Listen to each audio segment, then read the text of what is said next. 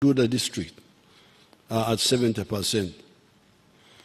Kaumu irrigation scheme, this is in rural district,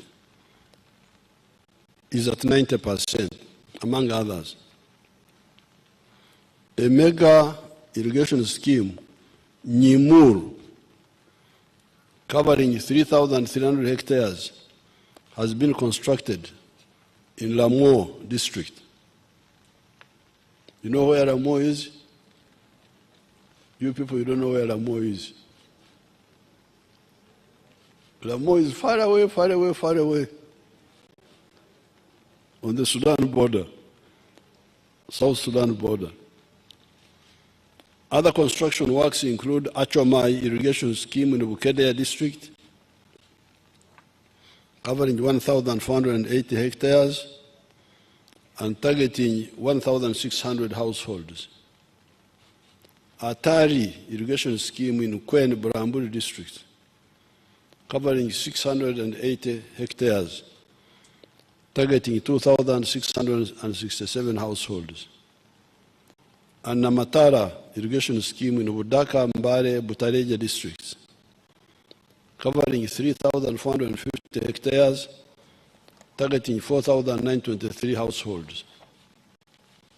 The current production of milk stands at 5.4 billion liters at the end of 2024,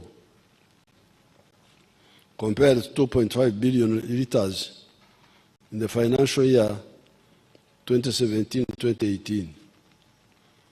We have also identified and secured foreign markets through government-to-government interventions, e.g. Algeria, Nigeria. These countries are now buying our powdered milk.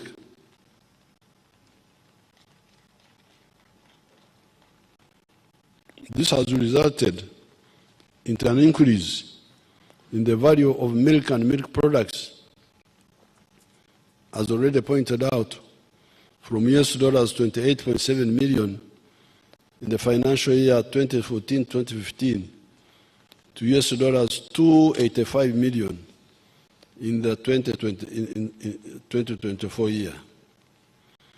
A new processing factory, Ben Foods, has been commissioned and is currently operational with an installed capacity of 10,000 liters of milk per day. The total value of fish catches from all the water bodies has steadily increased since government deployed armed forces to assist in fisheries enforcement. Currently, we are producing 658,000 metric tons of fish annually. The availability of raw material fish sustains operations of 12 fish processing factories. You know that debate.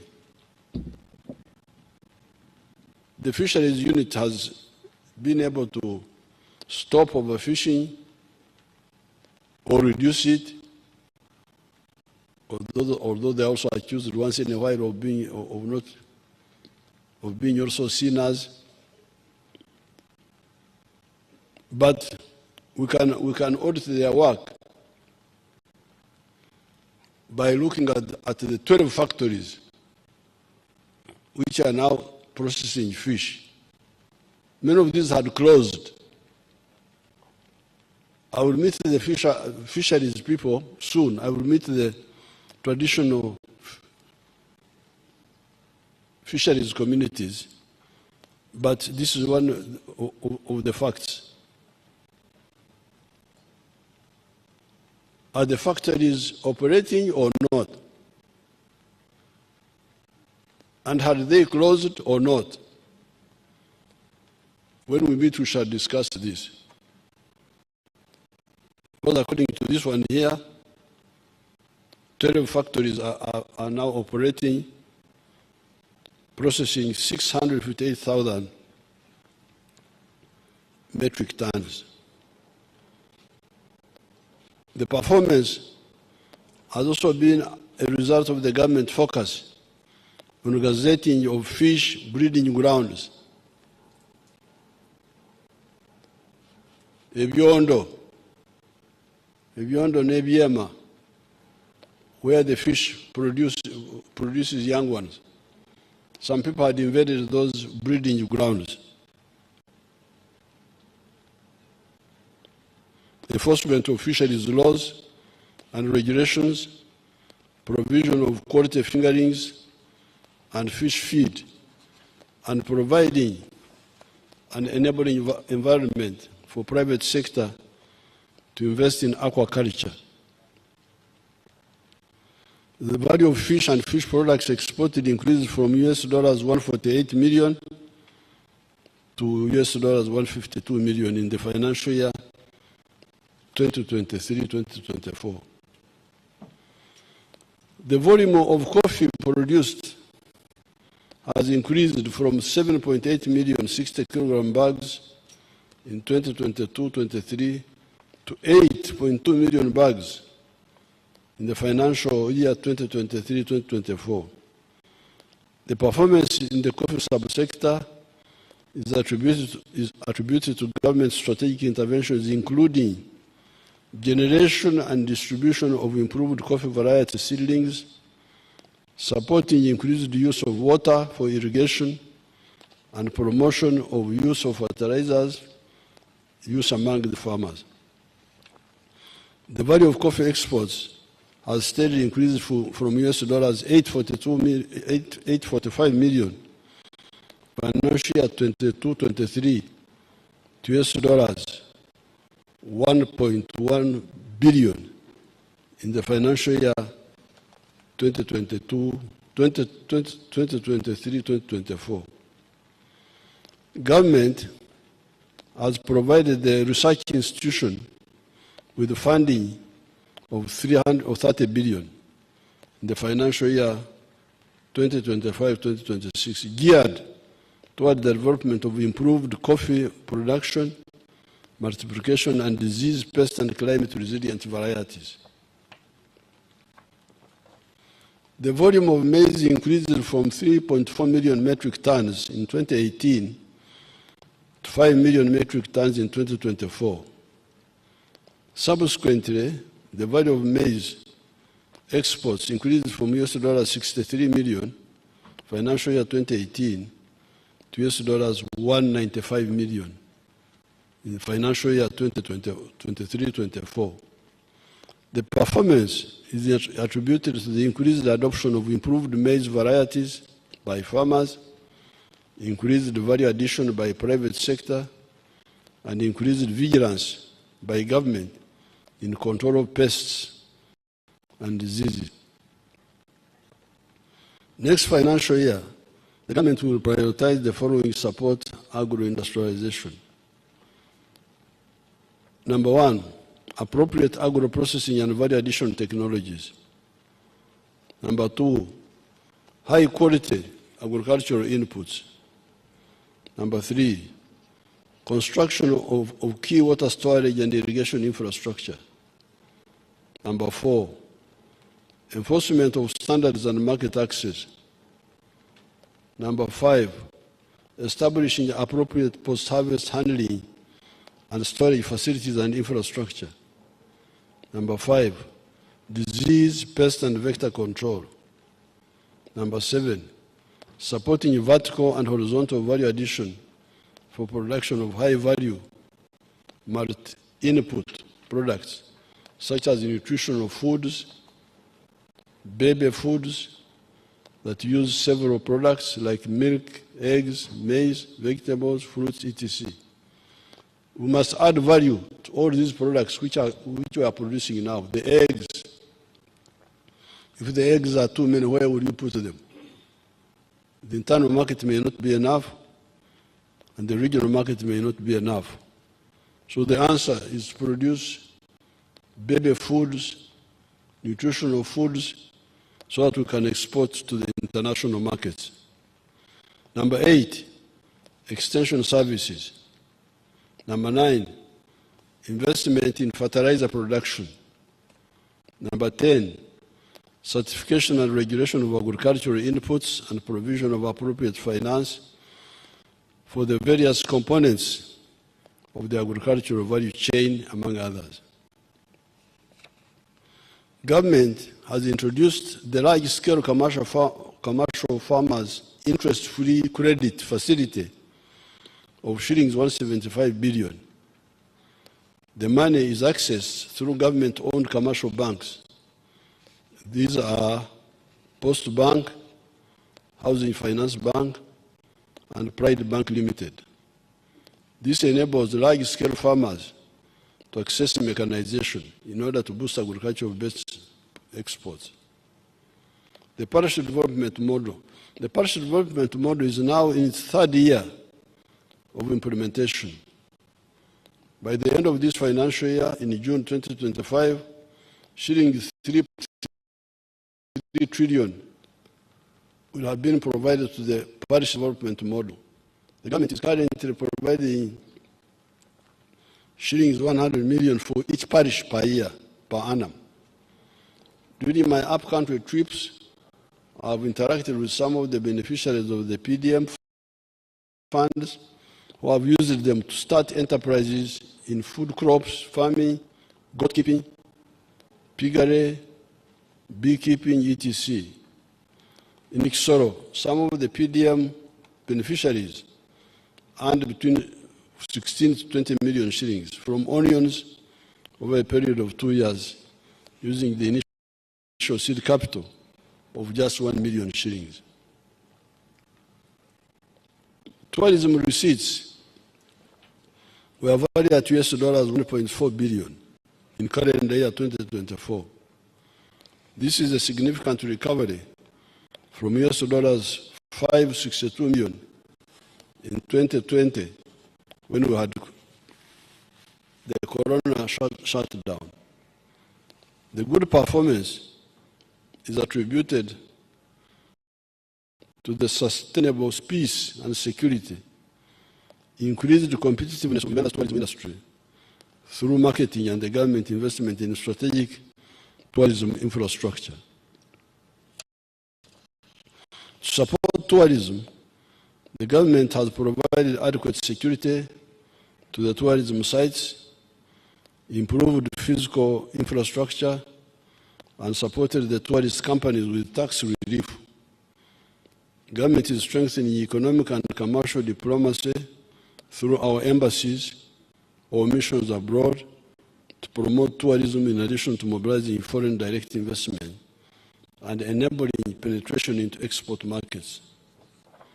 Uganda's proactive support for meetings, innovations, conferences and exhibitions, and our participation in global tourism expos resulted in hosting 267,000 tourists in wildlife protected areas. Government has maintained 1,200 kilometers of trail tracks and roads in the national parks.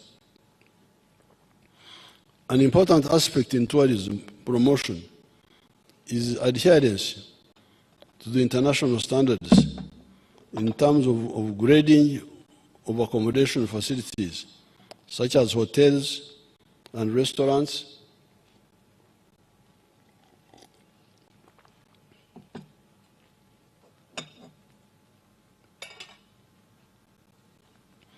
hygiene and sanitation facilities, and access to cheap and stable communication facilities and the internet.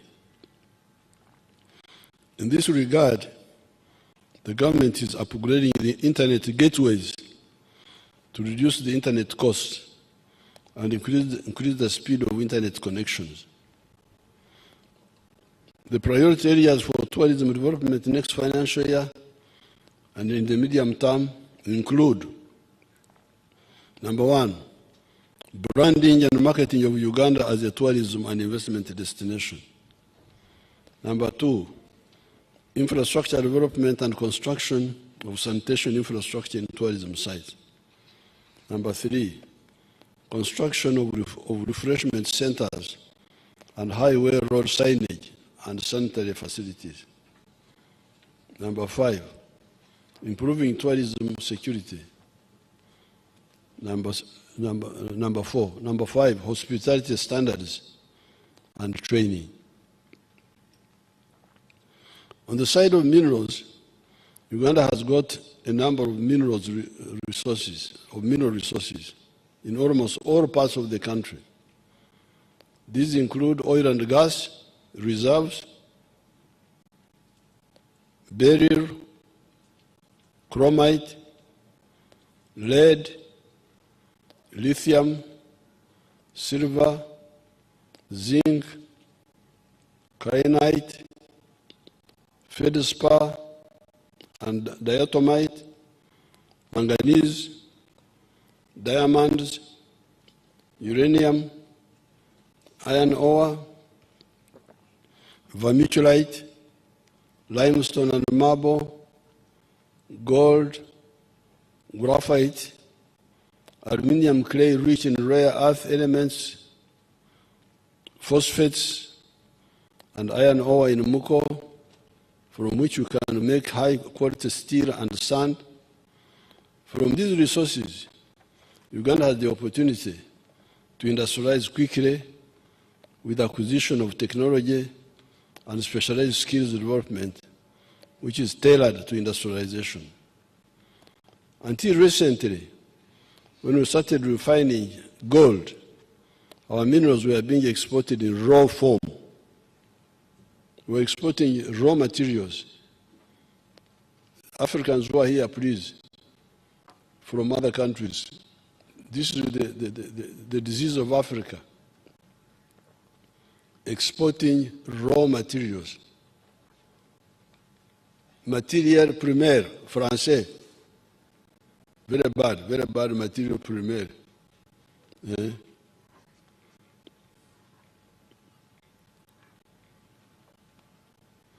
This means we are donating all the benefits, such as jobs and money, to other countries.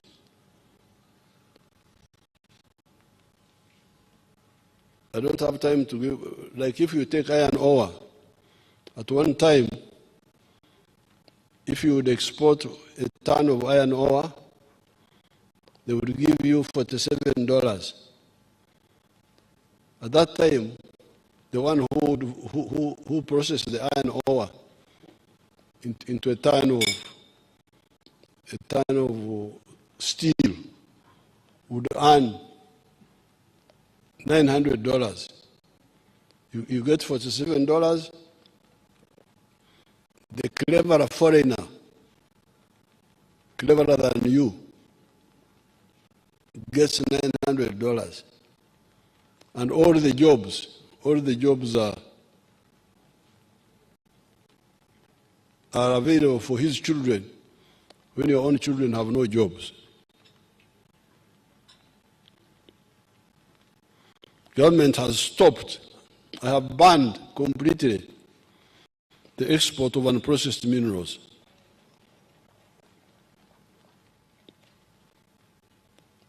Some of the people wanted to kill me. I say, you kill me, but I will not.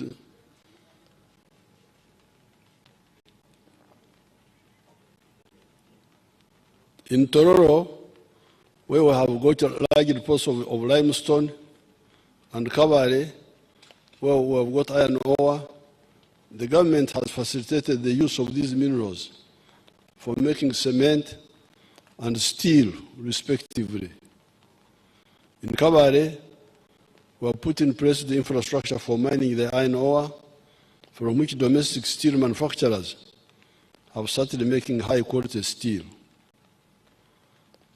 There are now 10 gold refineries in the country, producing gold which is refined to 99.9% purity. There are gold mining activities in Busia by a Chinese company called Wagagai, and the government embarked on the registration of artisanal miners in Buhweju, Busia, Mubende, Kasanda, and Karamoja. Registration will be expanded to cover all artisanal mining areas in the country. In Moyo, there are gold reserves and a huge limestone deposit apparently, which is raw material for cement production.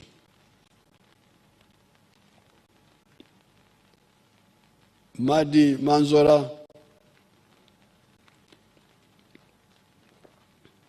we currently have 3 cement manufacturing plants, namely Tororo, Hima, and Simba Cement, and high-quality tin smelting plant in Mbarara with an annual capacity of 1,600 tons. A number of cement factories are coming up in Karamoja. Government is also facilitating the establishment of a modern mineral laboratory in Entebbe, which is in the final stages of accreditation to international standards. This financial year, the government started the capitalization of the Uganda National Mining Company.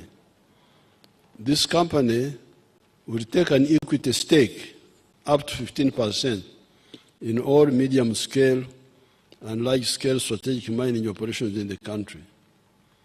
This is to ensure that as we attract foreign direct investment capital, the country benefits directly in addition to monitoring what is happening in the sector. The company will be capitalized to a tune of Uganda shillings 500 billion over a 5-year period. Oil and gas. With regard to oil and gas production, the government is investing in the requisite infrastructure for commercial production. Kabale International Airport is near completion, and 700 kilometers of tarmac roads have been constructed in the Albertine area.